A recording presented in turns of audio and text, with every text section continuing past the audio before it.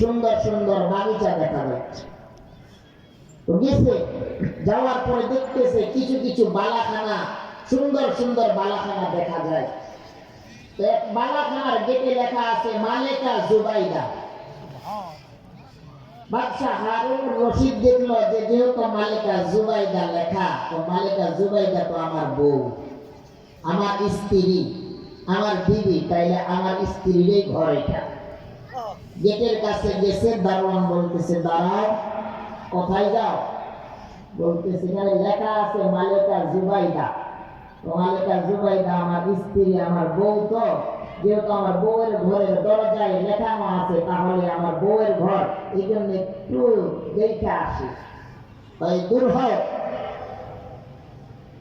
মালিকা জুবাইদা কি তোমার দুনিয়ার স্ত্রী নাকি জান্নাতের স্ত্রী?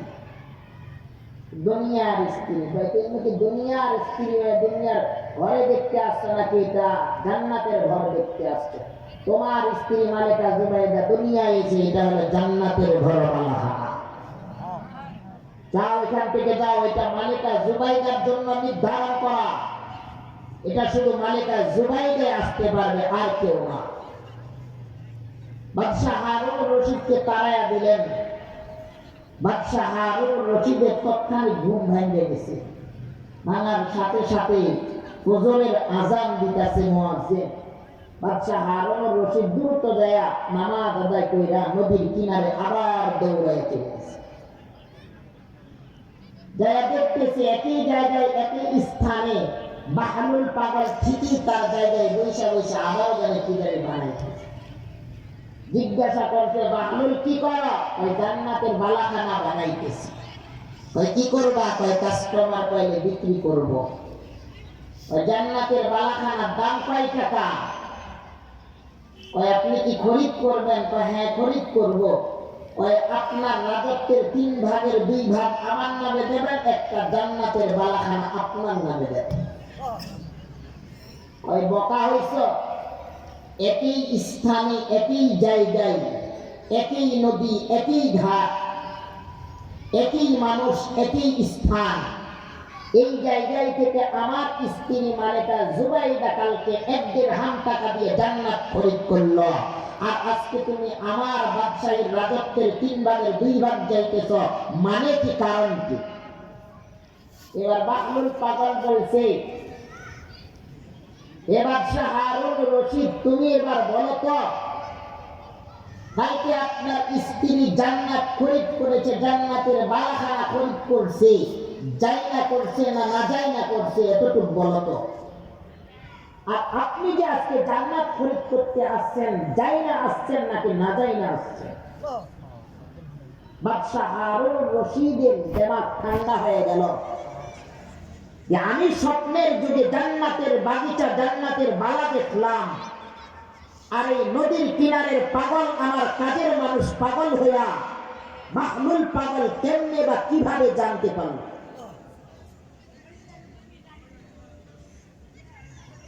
বাদশাহ হারুন রশিদ বলল যে জান্নাতের দাম কি আজকে বাইরা গেল? ওই আজকে জানার কারণে দাম বাইরা গেছে, আর কালকে না জানার কারণে দাম কমে গেছে। এই যে এলাকার মাহফিলের প্যান্ডেলটা, এখান থেকে এক আপেলের দোকানদার, এক ফলার দোকানদার স্ট্যান্ডে পাকুটিয়া বাজারের ভিতরে আপেলের কেজি লাগাইছে 150 টাকা, 150 টাকা কেজি। আর মাহফিলের প্যান্ডেলে এক ফলওয়ালা আপেল বিক্রি করে মাত্র 70 টাকা কেজি। তাহলে বলেন তো, এখানে সবাই মানুষ যায় আপেল কিনবে, না মনের ভিতরে কিন্তু কিন্তু শব্দ উচ্চারণ হবে? পাকুটিয়া বাজারে 100-150 টাকা আপেলের কেজি, 150 টাকা কেজি, আর মাহফিলের প্যান্ডেলে মাত্র 70 টাকা কেজি। নিশ্চয় আপেলের মধ্যে কোনো ভেজাল আছে, প্রশ্ন হবে কিনা? কিন্তু সবার মনে প্রশ্ন আছে, একজন গরিবী হালতে ব্যক্তি এই মাহফিলের প্যান্ডেল থেকে, উলামা পরিষদের প্যান্ডেল থেকে আপেলের সমস্ত আপেল খরিদ কইরা কি না, তারপরে দিন সকালে যায়া, বিশুদ্ধবার দিনে যায়া পাকুটিয়া বাজারে একটা দোকান দিয়ে দিছে, ঠিকই স্থানে আবার 150 টাকা কেজি লাগাইছে। বলেন তো আপেলওয়ালা যে এই উলামা পরিষদের প্যান্ডেল থেকে আপেলগুলো খরিদ করলো, সেই গরিব মানুষ কি দিচ্ছে না ক্ষতিগ্রস্ত হয়েছে?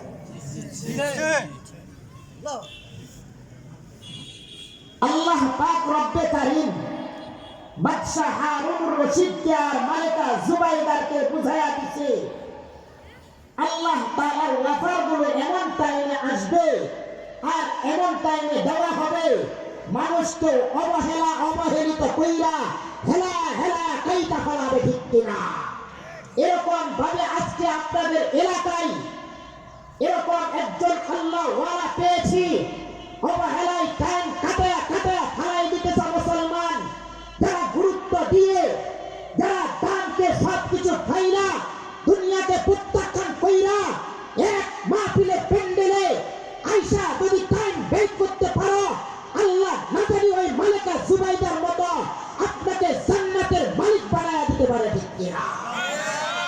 আর যদি বাদশা হারুনুর রশিদের মতো অবহেলিত কইরা হেলাই কইলে কাইটা চায়ের দোকানে বাড়ির বিছানায় আড্ডা দিতে টাইম কাইটা ফেলো, তাহলে দেখবা বাদশা হারুনুর রশিদের মতো ফাঁকা মাঠে গোল মারবা, ঠিক কিনা? আল্লাহ ওয়ালাদের সম্পর্ক আল্লাহর সাথে, ঠিক কিনা? এক পাগল একদিন রাস্তায় সাদা মাটি নিয়ে খেলতেছে, এক প্রেমিকা তার প্রেমিকের সাথে ঘুরতে যাইতেছে। এখন দেখা যায় ছেলে মেয়ে কেমন আসক্ত, ঠিক কিনা? ঘুরতে যাইতেছে সুন্দর সাজুগুজু কইরা, সুন্দরী প্রেমিকাকে নিয়ে যাইতেছে রাস্তার ধারে। হঠাৎ করে পাগলের বরাবর গেছে আর তার গায়ে কাদের ফোঁটা ছিটা পড়ে গেছে। যখনই কাদার ফোঁটা পড়ছে, এই সুন্দরী প্রেমিকা বলছে, দেখছ পাগল আমার গায়ে এত সুন্দর শাড়ির ভিতরে কাদার ছিটা দিয়ে দিল, একে মারো। হঠাৎ করে প্রেমিকা তার প্রেমিকের কথা শুই নাই, এই বীর পুরুষ তার আশিকের কথা শুই নাই, পাগলের কাছে আঘাত করা শুরু করলেন। পাগল এখান থেকে নইরা আরেকটু ফাঁকে যায়, আসমানের দিকে তাকায়া বলে, ও মালিক আল্লাহ, তোমার পাগলের সাথে কি খেলা খেলে তুমি কি তা দেখো না? আসমানের দিকে হাত উঠাইতে দেরি আর নামাইতে দেরি না, প্রেমিকের আশেকে দাওয়ানা যুবক তৎক্ষণিক যুগে জমিনে পড়তে দেরি আর মারা যাইতে দেরি না, মারা গেছে। হঠাৎ করে বাপ চাচা ভাই বোন সবাই চলে আসে, এই পাগল আমার ভাইরে, আমার সন্তানরে, আমার ভাতিজারে কেন মারলা, কি করে মারলা? তোমার ছেলে যেমন তার প্রেমিকার জন্য আসে, তোমার প্রেমিকার জন্য তোমার ভাই যেমন আসে, আমিও তেমন আমার রবের জন্য আসে। তোমার ভাই যদি তার প্রেমিকার কারণে আমার গায়ে আঘাত করতে পারে, রব তার পাগলের দিকে অত্যাচার নির্যাতন দেখা রবটা সহ্য করতে পারে না, ঠিক কিনা? আল্লাহ ওয়ালাদের কালেকশন হচ্ছে আল্লাহর সাথে, ঠিক কিনা?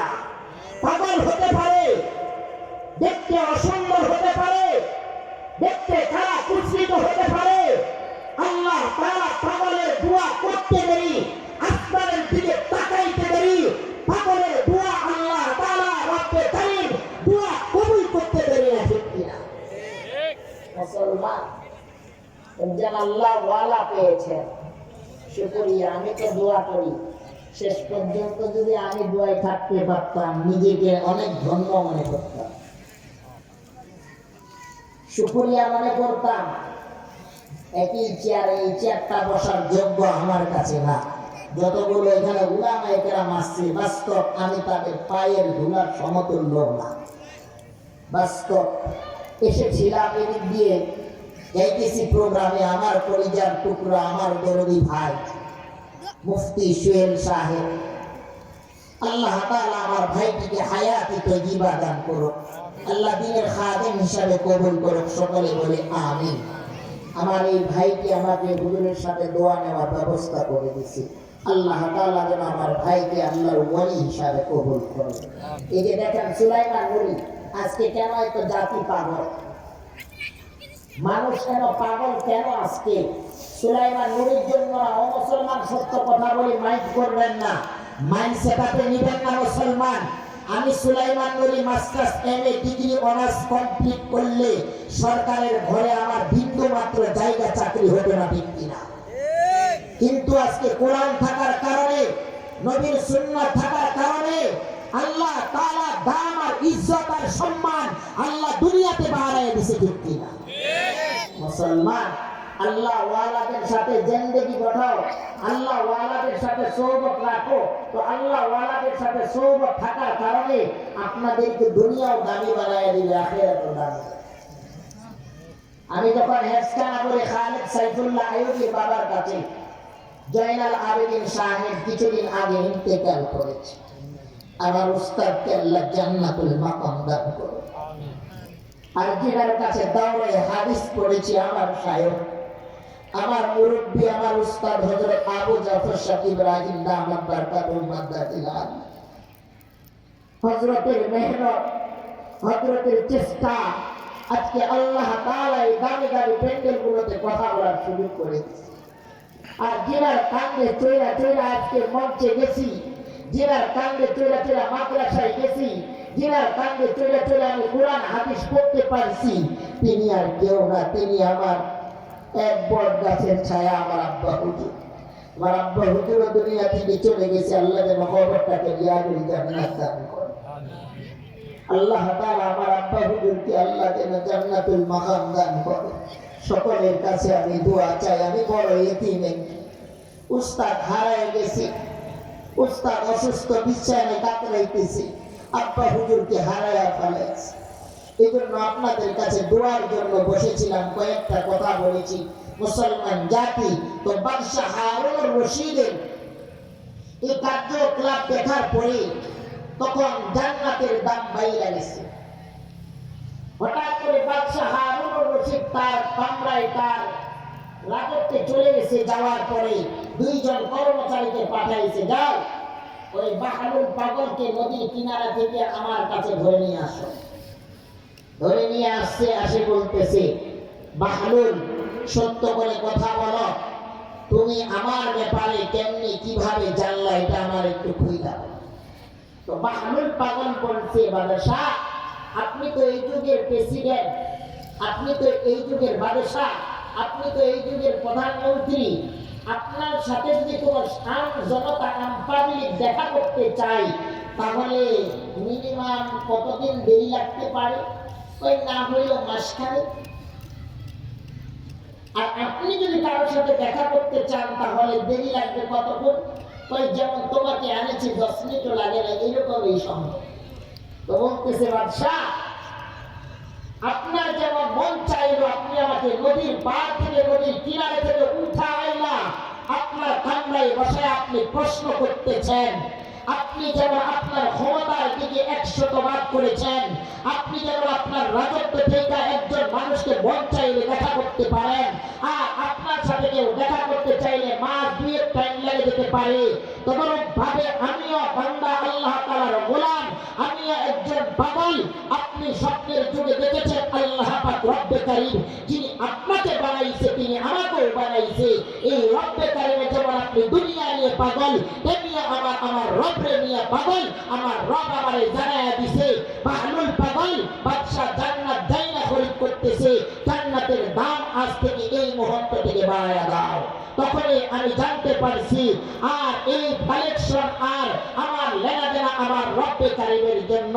রব্বে কারীম ছাড়া আমার যেমন আপনার মহব্বত দুনিয়ার সাথে, আপনার মহব্বত পৃথিবীর সাথে, তেমনি আমার মহব্বত আমার রব্বে কারীমের সাথে। দুনিয়া যা যতদিনই থাকি না কেন আমাদের মহব্বত থাকতে হবে কার সাথে? আল্লাহ তাআলার সাথে।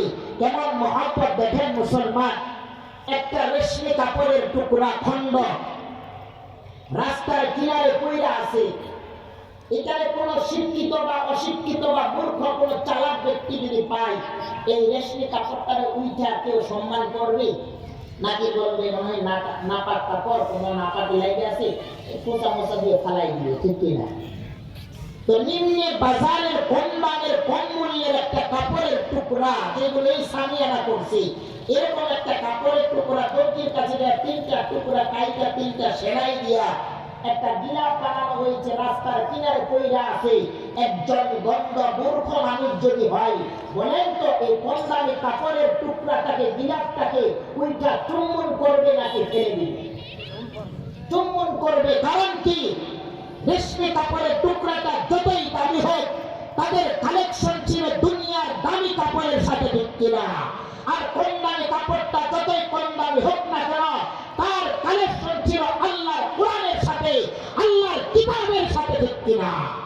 এই জন্য যতই মূর্খ আর অশিক্ষিত মানুষ হোক না কেন, এই কোরআনের গিলাপটারে ধইরা সবাই সমস্ত মানুষ উইটা উইটা বুকে জড়াইয়া চুম্বন করবে, ঠিক কিনা?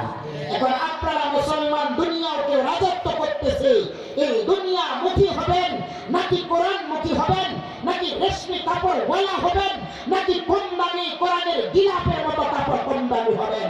মুসলমান যদি এরকম জিন্দেগি করতে পারো, কম দামি কাপড়ের সাথে, কম দামি টুপিওয়ালাদের সাথে, কম দামি দিনওয়ালাদের সাথে, কম দামি দুনিয়ার রাহবাদের সাথে, এই টুপিওয়ালা ইমাম খতিবদের সাথে, মুসলিমের ইমামদের সাথে জীবন যাপন কইরা আল্লাহ আল্লাহ জিকির শিখা, আল্লাহ আল্লাহ ডাক শিখা, আল্লাহ আল্লাহ জিকির শিখা, আল্লাহ ওয়ালাদের সাথে জীবন যাপন করব। আল্লাহ বলে এই সোহবতে থাকার কারণে আমি বান্দা তোমাকে দুনিয়াও দামি বানায় দেব, আখিরাতেও তোমাকে দামি বানায়।